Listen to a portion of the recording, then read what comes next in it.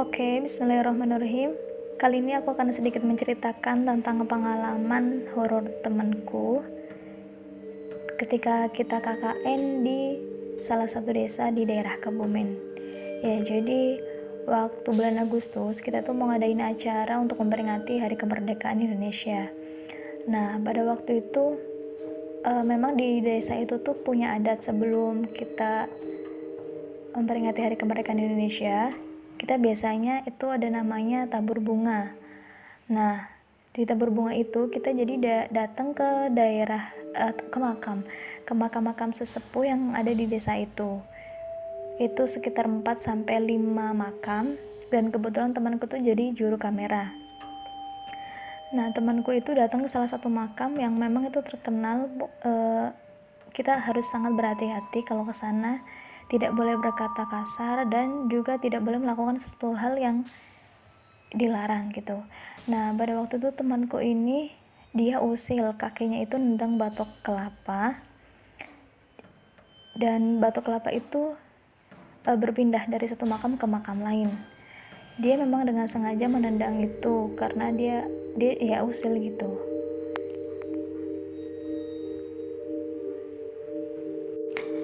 Ya, biasanya kalau satu kuburan itu kan memang terdiri dari beberapa makam gitu ya. Nah, temanku ini ketika nendang batok kelapa ini, itu otomatis bolanya gelinding kan, batoknya gelinding kan, dari satu makam ke makam lainnya gitu. Dia belum merasain apa-apa sejauh itu.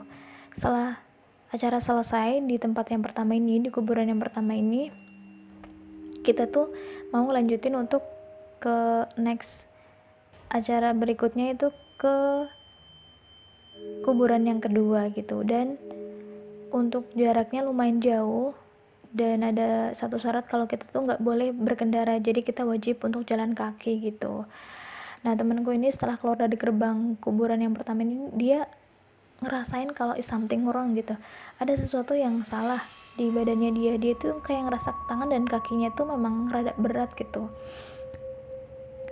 tapi dia mikirnya mungkin karena aku kecapean gitu, karena terlalu banyak ngabisin energi jadi lelah, akhirnya semuanya sulit untuk bergerak kayak gitu. Nah, sampai akhirnya kita udah sampai tuh di makam yang kedua, di kuburan yang kedua. Dan kuburannya unik banget karena terletak jauh dari pemukiman warga, dan itu di tengah-tengah di antara beribu-ribu pohon bambu dan pepohonan lainnya. Jadi posisinya di tengah-tengah itu, dan kalau kita kesana nggak pakai senter tuh nggak bakal bisa masuk karena benar-benar lebat gitu pepohonannya. Nah, terus ternyata modelnya itu kayak gubuk kecil, kayak pondok kecil, dan di situ juga ada pintunya. Nah, setelah acara akan dimulai, temanku ini masuk sama satu temanku yang bawa senter dan juga satu peminta berbunga, sedangkan kami itu di luar semua, warga-warga di luar semua.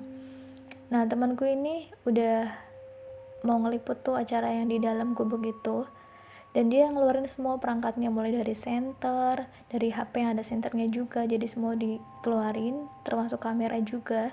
Tapi ketika dia mau ambil video, ambil gambar lewat kamera itu tuh gak menemukan sedetik cahaya pun, jadi gelap banget, gelap gulita, padahal semua senter udah dinyalain, sampai diulang berkali-kali, dimatiin, dinyalain, tetap aja kayak gitu. Terus akhirnya dia memutuskan ya udah nggak usah diliput gitu. Dan ketika dia mau udah selesai acara tuh di dalam, mau keluar, ternyata pintunya nggak bisa dibuka.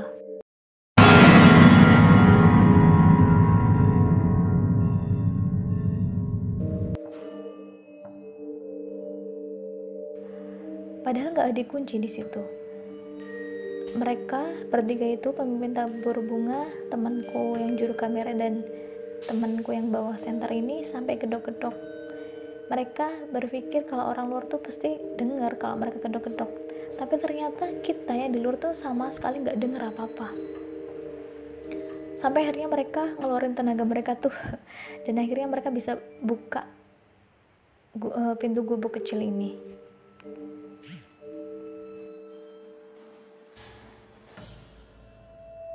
Iya, setelah kita dari kuburan yang kedua ini udah selesai acara, temanku ini udah ngerasa nggak enak badan. Akhirnya dia memutuskan untuk minta izin pulang duluan gitu ke posko KKN. Ya udahlah gitu, dia pulang duluan. Setelah itu kita ngelanjutin untuk ke acara-acara berikutnya, itu sampai ke kuburan yang kelima kalau nggak salah.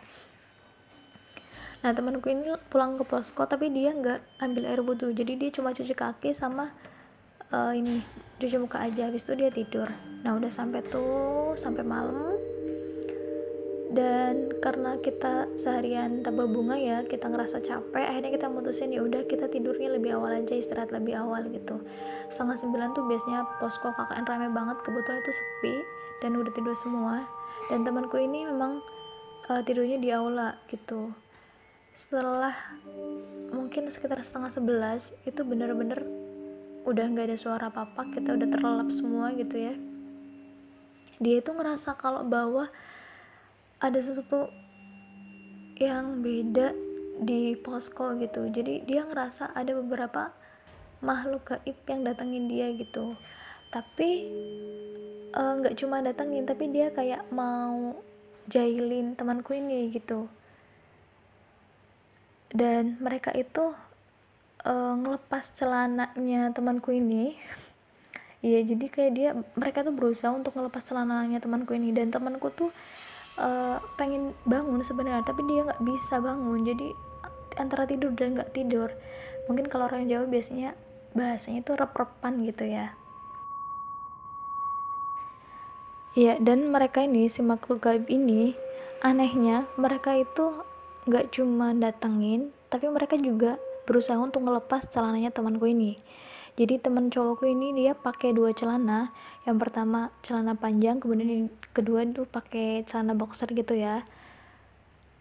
Dan mereka itu benar-benar berusaha keras untuk ngelepas celana temanku ini, dan karena temanku ini tuh nggak, antara sadar nggak sadar, jadi dia nggak bisa ngapa-ngapain, dia cuma berdoa aja sampai akhirnya dia tertidur kembali.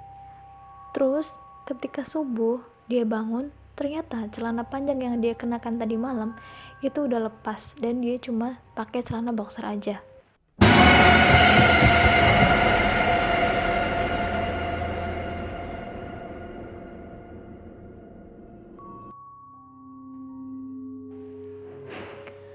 Nah, temanku nih bingung karena perasaan dia nggak ngelepas celana itu gitu. Terus dia tanya ke anak-anak di posko dan nggak ada yang ngaku, dan memang kita malam itu nggak ada yang bangun gitu karena saking capeknya. Terus sampai akhirnya dia berpikir, apakah tadi malam itu memang benar-benar dia ngalami kejadian itu atau cuma mimpi kayak gitu. Jadi dia masih bingung dengan hal yang terjadi di malam itu.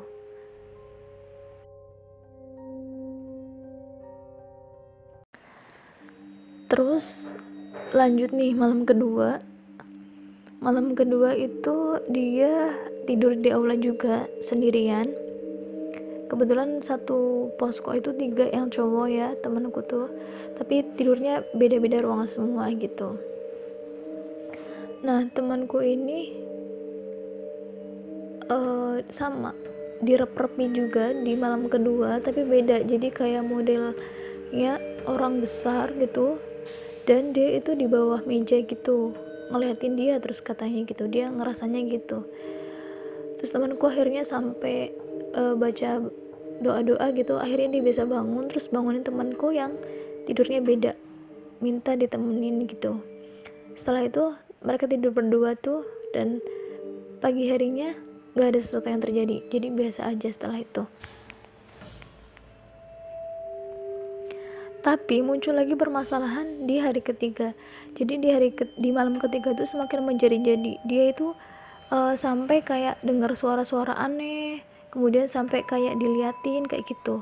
Jadi dia sampai parno sendiri kalau malam-malam tuh pokoknya dia nggak bisa tidur kalau nggak ada temennya, dan dia harus tidur sebelum temennya itu tidur. Jadi dia tuh udah mulai was-was dan mulai ngerasa nggak nyaman digangguin sama mereka itu. Akhirnya kita tuh konsultasi ke salah satu ustadz di situ, terus dijelaskan gimana awal mulanya mereka habis kita habis kemana aja gitu, terus apa yang telah kita lakukan selama 3 hari ini kayak gitu. Akhirnya temanku ini cerita kalau dia kayak gini gini gini. Nah akhirnya ditemukanlah solusinya.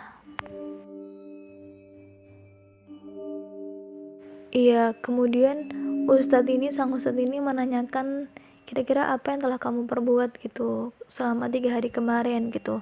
Dan temen gue ini nyeritain kalau dia seperti ini. Sampai akhirnya ustadzku memprediksi kalau kayaknya kesalahan itu berasal ketika kamu ada di makam di kuburan yang pertama gitu, waktu lagi tabur bunga. Terus akhirnya dia bilang, coba kamu datang ke sana, kemudian cari batok itu dan pindahkan ke makam yang semula kayak gitu. Terus akhirnya dia sama temanku satu lagi yang cowok itu datang ke makam itu, kemudian mencari batok itu, dan alhamdulillah masih ada. Akhirnya dia memindahkan batok itu ke tempat semula gitu.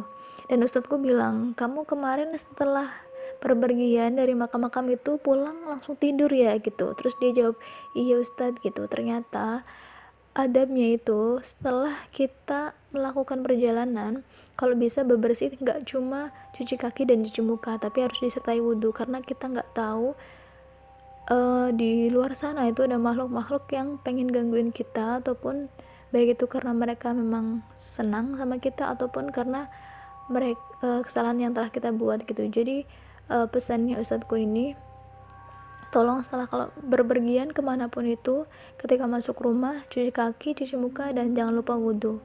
Itu sih. Nah setelah dia udah ngembaliin batok itu dan kita udah nerapin, pokoknya kalau mau masuk ke posko KKN kita wajib berwudhu. Jadi alhamdulillah kita aman sampai dengan hari terakhir kita KKN di Kebumen ini. Sekian cerita dari temanku ini, semoga bermanfaat ya. See you.